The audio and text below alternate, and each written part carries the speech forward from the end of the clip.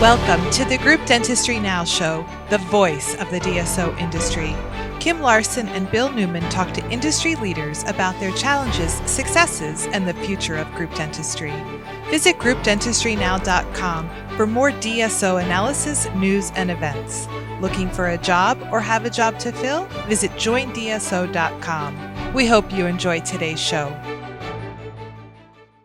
I'd like to welcome everyone to the Group Dentistry Now Show. I'm Bill Neumann, and I'm a little nervous about this podcast recording, and I normally don't start off the podcast by saying that, but Gary had me on his podcast earlier, and I want to make sure that everybody downloads that. So I'll mention that in a second, but he was such a great host that I'm sure he's going to be grading me through this entire podcast. So a little bit nervous here, and Gary is a pro. So we have Gary Bird, who is the CEO and the founder of SMC National. So welcome, Gary, to the Group Dentistry Now Show. I'm really happy to have you on our podcast, and I thank you for having me on your podcast before.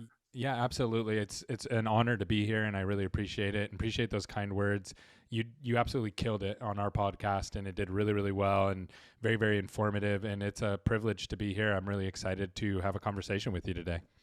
Thanks, Gary. And so Gary's podcast is Dental Marketing Theory, and you've got quite a few already under your belt. It's like you kind of came out of nowhere and consistently just cranking out a lot of really, really solid content.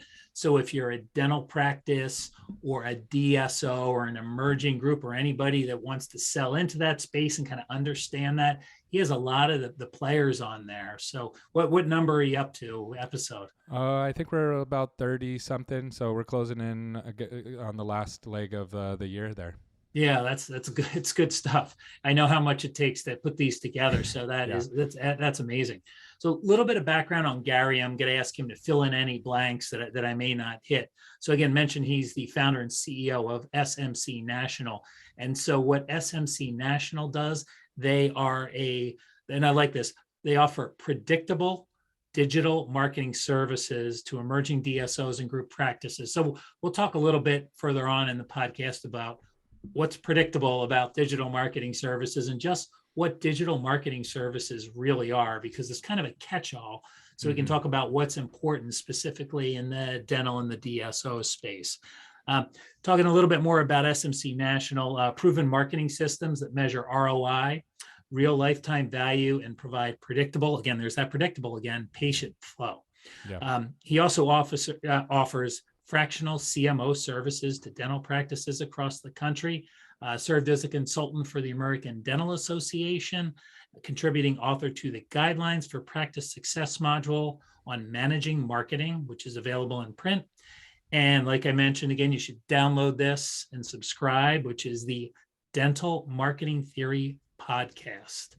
And I just saw today somebody shout out that you were one of the top podcasts along with a couple of others in the DSO space. So that's awesome. That was just on LinkedIn today. So congratulations. Wow, that's awesome. Thank you so much. Yeah. When we started, I was just like, hopefully somebody listens. One person might download this. So it's really exciting when you build something, and the relationships is one of the best things about podcasts that I've learned, is that I get to build relationships with people that I probably wouldn't have talked to before. So I absolutely love it. It really fills my appetite for curiosity, right? So I get to talk to these people and go, wait, why'd you do that? And why'd you do it this way? And why'd you do it that way? So I absolutely enjoy it, and it's great. So again, I'm really excited about this conversation, and hope that we can help some people. I know marketing is one of those things that you don't need it until you need it. And then when you need it, it's this complex, confusing thing that has many different levers. And my goal is always just to give enough information to people to make an educated decision on how to scale their practices. Really timely as well. I just received an email mid last week from marketing director of DSO in the New England area, about 40 locations. And she reached out and she's like, hey, I need some education. And she said, I don't need the 101. I need to dig a little bit deeper, and I can't find anything out there to help me. So hopefully she can get a couple of tips from today's show. Awesome. So let's talk a little bit about SMC National, and maybe we start off with what is, if you kind of look at your background, you see like, okay, what's going on back there? We've got, the spaceman back there. We've got the astronaut, we've got a rocket ship. It looks like we have a Pac-Man maybe behind your head. Yeah. So tell me a little, is there a message to that? Is there a theme the message there, is, I got to actually build something that I probably would have wanted when I was like 20, but I didn't have the money when I was 20 to buy dinosaur heads and stuff like that. So I was like, man, I need to build a background that really people will just notice and that I can change the colors on. So I could just swap out really easily and with my phone and just change the colors, and we could change it to red or green or whatever. And it took me about 3 shots to do it. I'm actually in my Zoom room. So this is where I operate my business. And this is where I shoot my podcast, and I do a ton of content out of this room. So, it's kind of fun, but probably a little bit kiddish.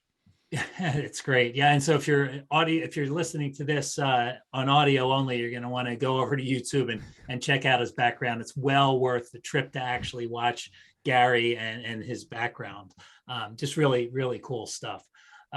So talk to me a little bit about, and that kind of leads me to the first question here, which is the culture, right? Mm-hmm. And you, I have to tell you a couple of instances, and then I'll let Gary talk about the culture, because I've experienced it already on a couple of calls initially with Gary and some of his team members. And I'm surprised you're not on one right now. It's either on an elliptical or a treadmill. And I was the only one that was I was standing still. The rest of the team was exercising.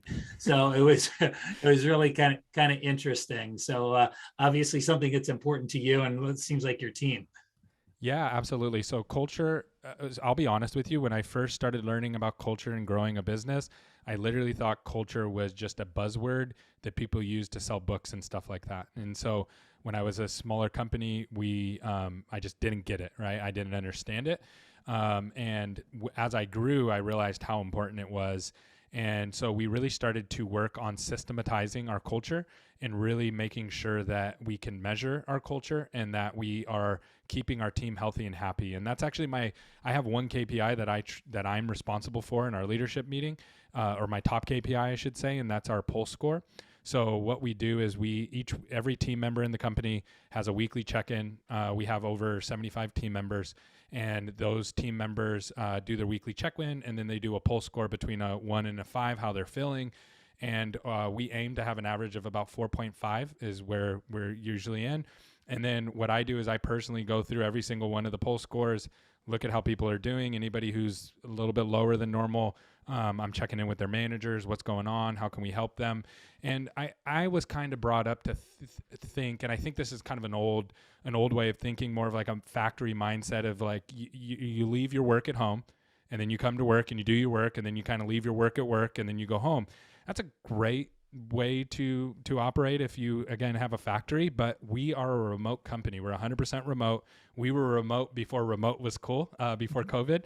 And so I can impact people's home life because they're working in their bedroom, right? So it makes a huge impact. And so I want to know when people aren't doing well. I want to know when people are doing well. I want to know if they have a sick kid. I want to know if, their dog, somebody just recently had a really sick dog and they had to take them to the vet. Like I want to know those things because I want to be able to support them in that time and be able to help them. And that's my mission. That's my goal. And when we do that, it comes full circle, right? Like the team really wants to help the company. They want to help each other. And so we try to cultivate an appetite of supporting one another. And that in turn then supports our clients. So that is really crucial. The other thing that we do is we do a quarterly ENPS score. And our ENPS score used to be really, really high. It used to be in the 80s, which is almost unheard of, but we were around 20 team members at that time. We've been able to maintain that, not quite in the 80s. We're in the mid 60s right now, which is just, for a team of 75 people is a tough thing to do. But that's how we track our success of how our culture is doing. And then from there, we just listen to our team. We communicate with them, and we're just constantly checking in and seeing how they're doing. And again, because we're remote, I really want to try to make their work experiences is peaceful and as there's pressures, right? There's still pressures and there's still anxieties and there's still things that come in, and that's part of working, and it's part of the world that we live in. But I want to make it as smooth as possible for them, so that way when they go home, their home life is as smooth as possible, and then when they come back to work, it's full circle. So I like Josie. She said she was on my podcast, one of my first podcasts, and she said, there's no such thing as work-life balance. It's work-life harmony. And I really believe in that. It's about having harmony between everything that you're doing. And so far it's worked well for us. Yeah, that's great. And speaking of your team, you added somebody new recently, Vic Hennigan, who a lot of people who listen to this or watch this podcast know was in the industry for a long time, well-respected, loved in the industry. And now he's back in, thank goodness, thanks to Gary. So talk a little bit about that hire. Absolutely. So I really got fortunate. I was very fortunate to land Vic. Vic's definitely out of my league as far as a person and the person in, like who he is in the industry. And he was in dental forever. Most people know him. And he left dental, and someone reached out and said he might want to come back to dentistry. So I didn't have to fight everybody off and all those kind of things. And so I just really, what I did is I just presented our culture to him and said, hey, this is what we're trying to do, and I think you would fit perfectly into this. And he's just a really kind human being that everybody likes. And I feel the same way about him. He's amazing. I'm constantly learning from him, and he just moves with so much grace. I love working with him. And then the other person that we added at the same time, again, way out of my league, but she decided to join at the same time. It was kind of a package deal, was Alyssa Kiefer, who's been in dental marketing forever. Oh, yeah. I didn't know Alyssa. Congratulations. That's great. Huge, right? When I have dental marketing questions, I go to Alyssa. So she is the one person. I always told my team, hey, this is who I go and talk to when I have questions and I have things that I can't figure out. And so she decided to join the team at the same time. They both joined our business development team. So I'm really, really excited about that. They're both really big on culture. They really fit our culture, but they're also wanting to always make things better. And that's what I'm most excited about, having them on the team. So we'll be looking for Alyssa and Vic and yourself, of course, at some of the DSO dental meetings now that things are opening back up. And I think we have quite a few that are going to happen in 2022 for sure. Yeah, I'm really excited. Yep. I'm glad things are opening back up and we're going to get back to action. Yep. Talk to me a little bit about how you started in dental marketing, Gary. Okay. So doing my podcast, at the beginning of every podcast, I ask people, how'd you end up in dental? So here's what I've learned about that. If you're a dentist, it was very calculated and precise and dialed in, and every step was planned out. If you're not a dentist, it was by accident. Every person that I've talked to said, well, I didn't plan on being in dental, and I'm no exception to that rule. So when I got started in marketing, I actually, in 2008, I quit my job. I had a good paying job. And I quit and I started an email marketing company. At the time, there was no way to reach your customers outside of sending postcards. There was no social media, mass text messaging wasn't a thing yet. And the only way that you could actually do it for cost effectively was with email. And it just so happened that the economy crashed right at that time. So everybody was slashing their marketing budgets and trying to figure out a way to get back in front of people and to get business booming again. And so email marketing was perfect. It was perfect timing. And I helped a lot of people grow their businesses through email marketing. And I actually started to add services and things like that. And I met a dentist through another client that I was working with. It was a non-dentist. And we helped them go from $80,000 a month to about $400,000 a month. And over a couple year span, it was cool, right? I was like, okay, this is great. But I didn't realize how big of a deal it was. They were also in a very competitive market in California. They actually had 4 dentists in their parking lot. And again, I didn't think anything of it. I didn't really understand the dynamics of dentistry at the time. And so he referred me to a friend. We were able to reproduce those results. They refer me to another friend. And then eventually I started bumping into some consultants and things like that were like, hey, can you do this for them? Or it would really help me if you can help them. And from there, we really started to grow the dental side of what we were doing. At that point, we actually decided to focus only on dental, which was a very scary thing to niche down that far. But it was one of the best decisions that we've ever made. We niched down. We were then able to figure out rather quickly that, okay, there's specific kinds of dentists that we want to work with. And we niched down a couple times from that. And so recently, right after COVID, it caused us to pivot a little bit or a lot. And so we said, okay, we're working with dentists, we're working with entrepreneurial dentists, but we're really working with groups that want to grow and want predictable patient flow. Like that is super important to them. And that really becomes a problem at a certain level as you grow your organization. And we were able to 4X our company at that point. That's how we made the Inc. 5000 list. And we went from about 20 team members to over 75 team members in a really, really quick time. And that's where I really learned a lot of things really fast and the hard way, right? Sometimes it takes you years and years and years to learn things and you kind of learn them slowly. This was like a boot camp on business and really helped us. It really helped me. I really grew. And that's how we got to where we're at today. It's great stuff. So it started off with email marketing. So talk to me a little bit about the state of digital marketing now. This is a whole lot more than just email marketing. Oh, yeah, absolutely. Email marketing is just something, really an internal thing now, right? So it's something that you do as an internal plan. So digital marketing right now, we live in a really cool time because you can actually track everything. And I think everything's about mental models for me, right? Especially when I'm explaining something that took me years to figure out. And so the mental model that I use for this is I tell everybody, you need to decide before you do any marketing, what are you doing? Are you doing a branding campaign or are you doing a lead generation campaign? A lot of times the dentists that we work with, they want to do branding, but they want to measure it like it's lead generation. And what I mean by that is someone will come along and say, hey, I want to put up this billboard or I want to put up this commercial and I want to know what my ROI is going to be on it. And frankly, that's not how it works, right? You cannot measure results from branding the way you can from lead generation. And it's kind of like this, you watch the halftime show of any Super Bowl, it's always sponsored by Pepsi. Why does Pepsi do that even though everybody knows their name? It's because they want top of mind awareness. But do you think Pepsi's out there going, all right, how many Pepsis did we sell today at the show? Maybe they track some of that. They can track some of that, but they don't. That's not the end of that branding campaign, right? Or another one would be Nike. Nike signs Jordan and sells lots of sneakers, but they also signed 40 other people who never sold any sneakers, right? Or sold very few sneakers and actually cost them a lot of money.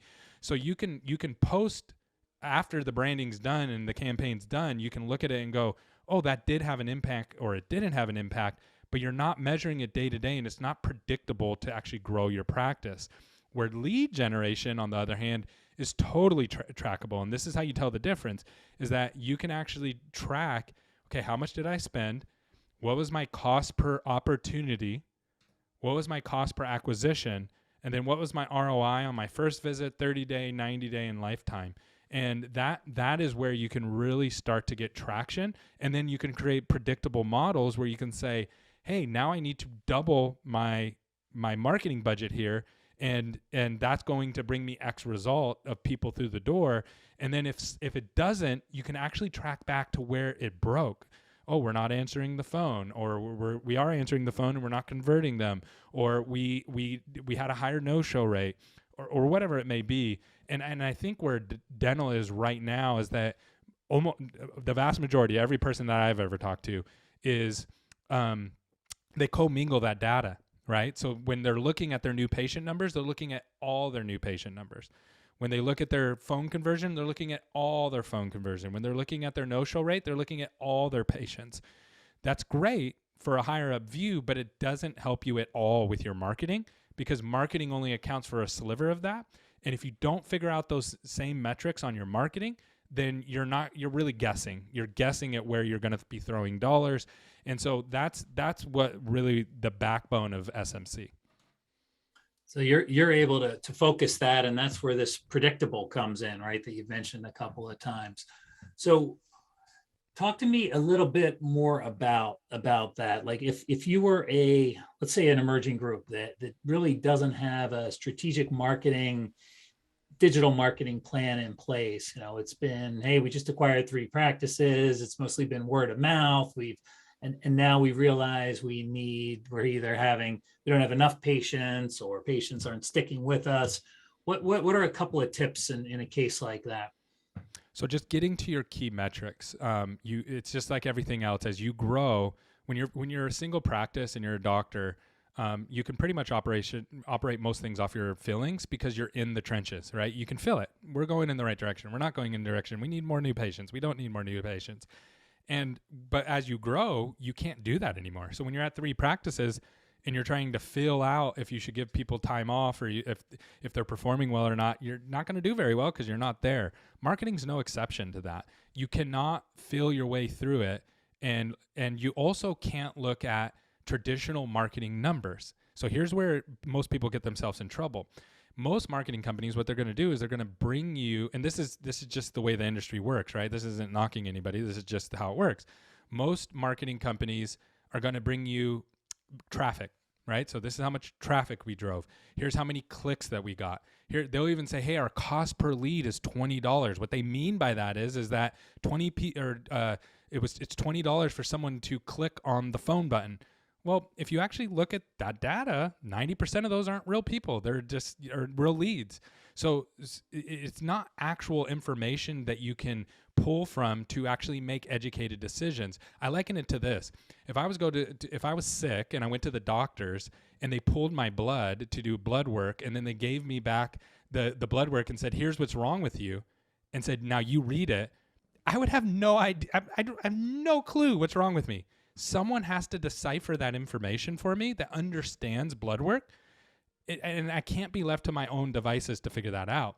And in fact, I'm probably going to make a bigger mess of it if I go to Google and try to do it myself, right? Like I'm going to be on Google freaking out, going, okay, what's wrong with me? This and this and this. And I'm going to see 100 different options it could be. So that's what we have right now in the marketing industry, is that you have people that are bringing information, and that information is incomplete. The other problem that we have is that operationally, you have to be able to delineate the difference between marketing and all the other stuff that you have going on. And the reason for that is patient referrals are awesome. I love patient referrals. A patient referral is worth about double or 2.5 times what a marketing patient is worth. So they're amazing, but you can't scale them, right? I can't say, hey, let's double my patient referrals next month. You can grow them, you can boost them, you can do different things, but there's a roof on it. Marketing, you can actually scale. You can double it, you can triple it, and so on. But if I mix those numbers together, then I have no idea what's going on. It looks like my marketing's working, but I'm not growing. And what's really happening is my patient referrals, they convert 100% on the phone. They accept all the treatment that I present to them. They come back to the recare appointment. They bring their friends in. That's great.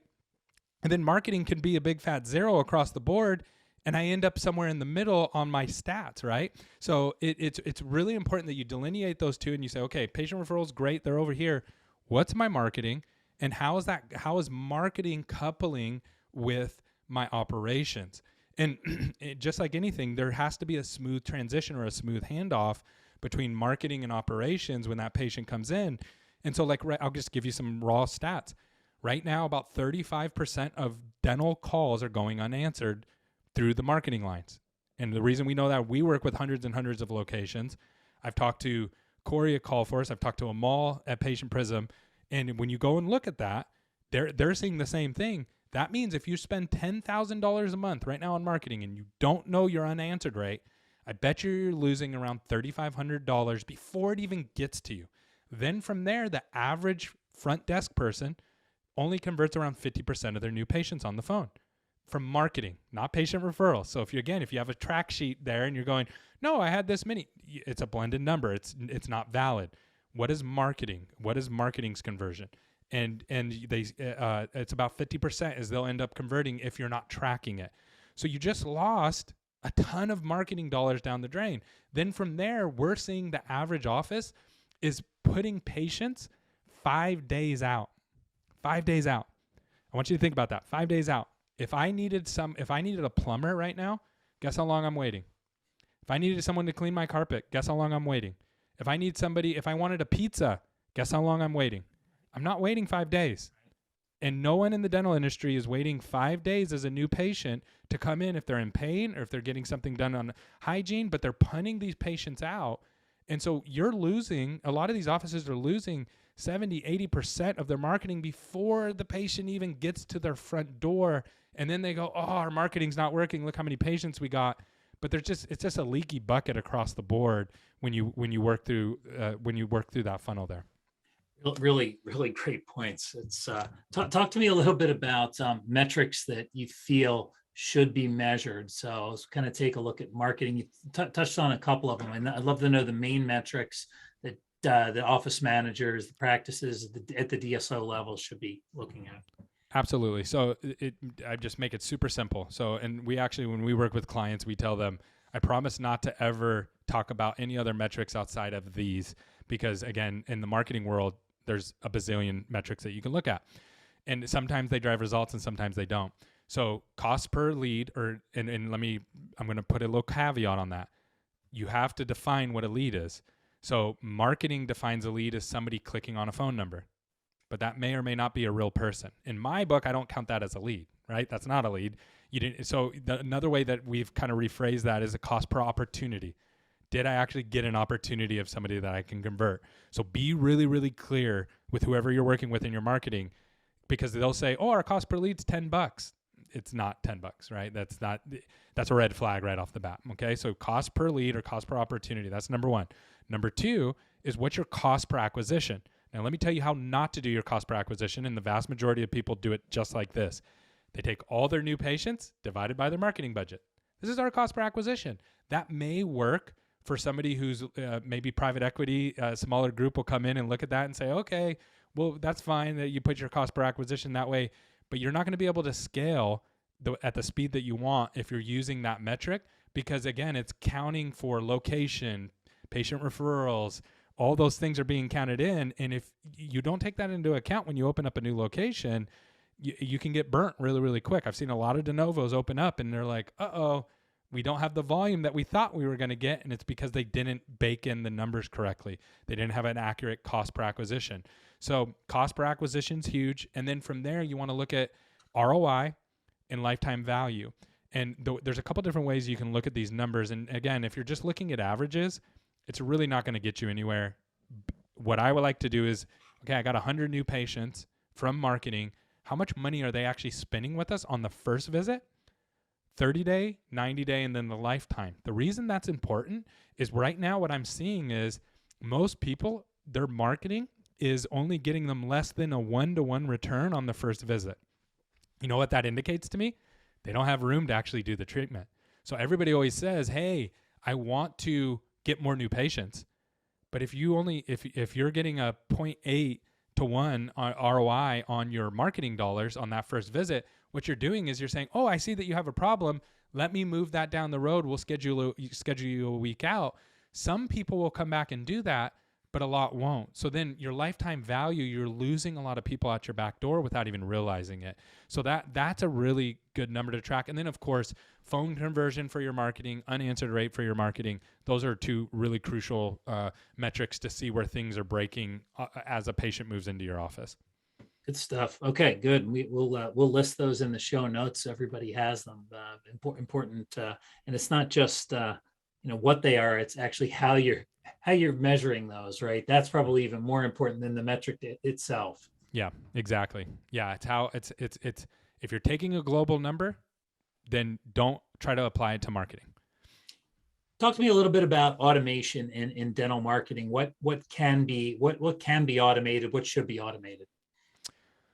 That's a really good question. So, well, there's a couple different thoughts that I'll give you. So internally, with the things that you have to do internally that you just can't source out to a marketing company is culture related things, right? So anything that's internal, that's culture related, like if you're going, man, I really want people to see how amazing it is to work here. Someone can come in and video that one time, but they're not going to be able to capture that on a weekly or daily basis. That's going to come internally. Google reviews, things like that. Really important to have somebody internally that's working with the patients and making sure those keep going. And anything of like that nature of like recare, stuff like that. And you can use different softwares. There's people out there that do a great job with that. But that's not really traditional digital marketing, right? So when we talk about digital marketing, we're talking about things of patients who have never heard of you before. And so from an automation standpoint, number one, you can work with a marketing company that can produce those things. So in my book, that is an automation. But if you're saying, hey, maybe I want to build my own internal team, there's some things that you can do to speed that along. Obviously, you can get somebody who understands marketing. So what I have seen in the dental industry that's really slowed people down is that they bring in somebody who understands marketing but doesn't understand dental. I've watched this over the years, and I've talked to a lot of people about this. It's about a 3-year learning gap to learn the dental side of it. And that's why a lot of marketing companies, I'm sure your listeners have heard it before, where someone comes in and they're like, okay, I'm an orthodontist and I want to get more ortho patients. And then they put cleanings on the website. And it's like, no, we don't do that. Right. So that takes time to learn. That doesn't happen overnight. The other side of it is bringing in people who don't, that understand dental, but don't really understand the marketing side of it. And that takes even longer to learn. So that's a way to kind of hack that, is if you can get somebody that understands both of those worlds, it really speeds things along. As far as like fully automating it, outside of outsourcing it, there's too many components that you need working together. We have built an application that tracks all this for us on the back end, and it does automate that process for us, but it's taken us 5 years to build it, right? Like, it's not something that you just go in and build and slap up. So I don't know of too many automations outside of outsourcing the actual the duties of producing that digital result. So let's continue this a little bit more. If you're building an internal marketing team, you talked about your platform that took you 5 years to build out. So Is that something that if I had a marketing team, I could work with SMC and access that platform, or is that something that I have to work through SMC? Yeah, so right now you have to work through SMC because there's still components of it that we have to manage with our team. Right. So you're automating it on your side, but it's your people doing it. Parts of it, right? So there's parts of it that are automated, and there's parts that are our people still piecing that together. We're hoping that we can roll something out soon where it's like, okay, you don't have to use this as a marketing company. You can just use this as a SaaS product. A software as a service, right? And it's just like, here you go. But there's a lot of moving parts. There's a reason that no one has that in the industry, right? It's because you're actually, what you're dealing with, and this is actually a really good conversation to get into. When you get into dentistry, you'll realize really quickly that there's a lot of bad data. I actually just did a podcast yesterday, and they said dental finance is like spaghetti finance, where you're kind of taking all these things and you have to kind of straighten it out. And it's hard, right? It's not easy. And so the reason for that, or a big reason for that, is that anytime bad data makes it into your system, that has to be accounted for on the back end when you're trying to get answers. Well, where does every patient eventually start in your office? It starts in marketing, right? So if you don't have the marketing foundational information, you can start to fill in the dots down the road, but you don't know where that person really came from. You don't know how they got there. You don't know, did they come through phone? Did they come through chat?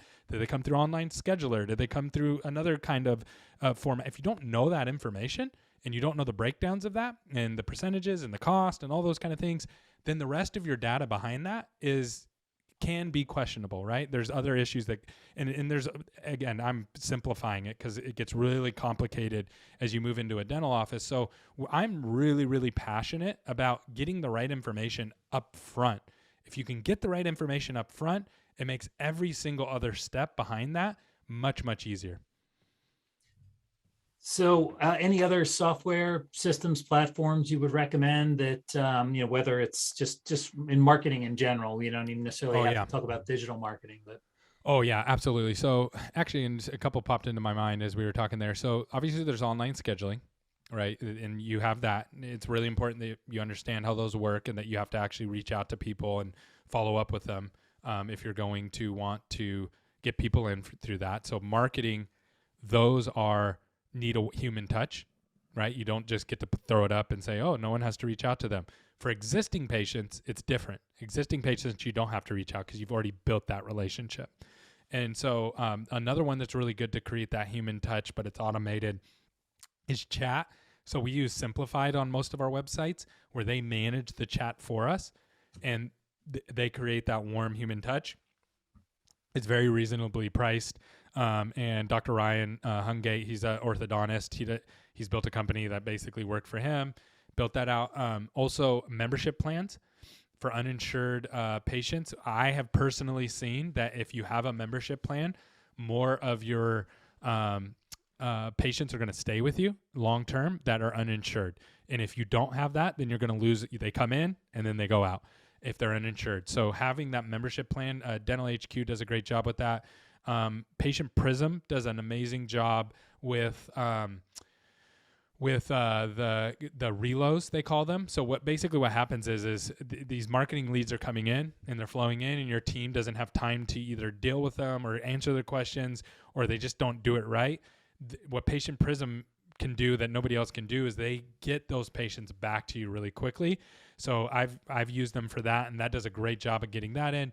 And then another thing, I've worked with Corey at Callforce, and they do a great job of answering the calls when you can't.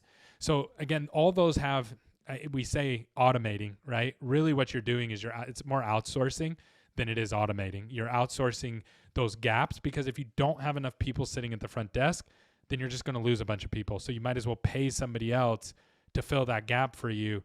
Even though they're still using a human, they're going to do it at a cheaper rate or a reduced rate that you're going to be able to fill that spot. So on the membership plan side, I know you mentioned Dental HQ. I know there's Clear. There's a couple of others out there. Yep. I think there's, you mentioned Patient Prism. There's Callbox. You mentioned Corey at Callforce. Online schedule. Oh, and you also mentioned chat. You mentioned Simplify, and Dr. Hungate's team there. Online scheduling. Does Simplify also handle that? I think so. Yeah, I think they do that as well. Okay, so just a couple of other ideas there, besides using SMC's platform. So that's something that you'd have to do working through SMC National. But see, that's a problem right there. What we just talked about right there. So let's say that someone goes, okay, let me use all those softwares and SMC's dashboard. This is why dental sometimes is really difficult, right? Because I just gave you 6 companies. I would use all of them if I was a dental office. That's going to require somebody actually working in each of those companies, each of those dashboards, and none of them work together, right? There's not like mine is in theirs and theirs is in mine. Like, it doesn't work that way. I really think that that's the future, is that someone's going to figure this out and bring this all together. I'm working on a couple pieces of it and trying to work with a couple companies to integrate things all into one place, whether it's with me or them. I don't care. I just want to make people's lives easier. And at this point, that's where we need to go, because this front end, if you can get that data correct on the front end of all those channels we just talked about, then you can start making educated decisions as patients move through the office. Interesting stuff. This is good stuff. Good conversation. A lot of opportunities. Talk to me about the difference between results-based marketing and activity versus activity-based marketing. So results-based marketing versus activity-based marketing. Yeah, so I'll actually start a little bit higher than that. So, and then I'll work through that. So there's basically, most marketing companies don't know what kind of marketing company they are. And what I mean by that is usually they're tailoring things based on what the client tells them that they want. But if I was going to break it into 3 buckets, there's 3 different kinds of marketing companies out there. Number 1 is there's a branding company. That's generally what you look and feel like, okay? Number 2 is a marketing company. That's more strategic. Right. So they're like, man, we got to get more Facebook likes, and we got to do, we're going to do this SEO thing, and we're going to do that. Right. And it's all these, and there's an endless supply of strategies out there. And they abound. Right. And then there's a lead gen company, and a lead gen company is somebody who produces the end result that you want, the opportunity, and they measure that. And so when you're talking to a marketing company, they usually don't tell you right out of the gate, this is the kind of company that we are. Because again, they're going to listen to you, and you're going to say, well, I need this and this and this. And they're going to kind of tailor that to you. Yep. And so what I have done and what I've told people to do is when you are looking for a marketing company and you tell them this is what I want, be really, really clear in what you actually want. So what happens most of the time is a company goes, well, I want a new website. Well, when you tell somebody that, they're going to build you a website. But if you don't tell them why you want a new website, then you might not get the end result that you want, right? And so you need to, so one thing that we do, we always ask why, because we don't work with everybody, right? So we're just like, well, why do you want a new website? Well, because we want to upgrade our brand. Okay, why do you want to upgrade your brand, right? And you dig into that. And usually it's like, well, we want more new patients. Not always, but usually that's what people are looking for. And so be really specific on what your end goal is, and then listen. Whatever their first solution they offer you, that's going to tell you where their strength is. Okay. So if they're like, oh, we're going to do it this way, that's going to tell you this is what kind of company that I'm dealing with, because they always are going to lead with their strength and what they're familiar with. From there, result-based is usually going to live, and it depends how you define results, right? If your result is getting a website that you really like, well, then you need to go work with a branding company. And we're not a branding company, right? If your end goal is I want a beautiful website that I love, and that's my end product of why I'm doing what I'm doing, there's tons of branding companies out there. If your end goal is I want to be the most liked, I want 10,000 followers on Instagram, and I want a strategy for that, or I want to SEO this, or I want to build backlinks and things like that, there's another company that's going to be able to do that for you. That's not what we do. We're a lead generation company. That means we're measuring results of the end results of the campaign, which are all those metrics that we just worked through. Now, can we build a website? Yeah, absolutely. We have to in most cases. Can we measure everything? Yep. And can we go through and help them and support them through what they want to do? Yes. But at the end of the day, all that matters to us is, are we driving those patients to them that they want? And are we doing it at a price that they can actually afford and scale with, right? And so the activity-based marketing companies out there usually are going, and then there's nothing wrong with this. There's definitely a need for this. If you're just like, look, I'm really happy with everything, but I think if I just get more followers on social media, there's companies out there that will go and do that activity for you. It may or may not net you the end result that you want of more new patients. But if you're already good with your new patients and you're just like, well, I want more followers, then that's what you want to go do. You want to go get more followers or more Google reviews or whatever it may be. So that's the difference between activity-based and result-based from my perspective. Okay, Gary. So we are almost at the end of the podcast here. It's been a great conversation so far. So if I was looking for results, see if I can get this right. If we kind of get away from the patient acquisition and patient retention side, that kind of lead gen, if we're looking for a different type of lead gen where I might be looking as a DSO for dentists to come work for me, for my DSO, yep. or I'm looking for practices to potentially become part of my organization. Any tips around that? Because that's a different type of lead gen, but it's still a lead gen. It is still lead gen. So it's closer. So dentistry is a B2C company, right? Or B2C right. business to customer, right? Your business and my business, we're B2B. We're business to business. So we understand the B2B side of things. Most dental offices never have had to deal with B2B. And recruiting of dental offices, recruiting of team members, and acquiring practices, that's B2B. And it's a totally different beast. So pre-COVID, almost the biggest problem in HR was for recruiting was, I have too many resumes to sort through for this position, right? That was like the problem that people had is like, I put up a job post and I had 100 people apply for it. What happened in COVID is people decided to leave the dental industry. They decided to go to other things and work from home or do this or do that and or start a marketing company or whatever it may be. So COVID kind of pushed people in an uncomfortable way to do things that they may have not have done if COVID wasn't interjected there. So now we have a shortage of potential people working in the dental industry, which, by the way, is causing a shortage of dentists to serve patients. There's actually more patients right now than there are dentists to serve them in the time that the patients want to get served. That's why we have a longer wait time to get into an office.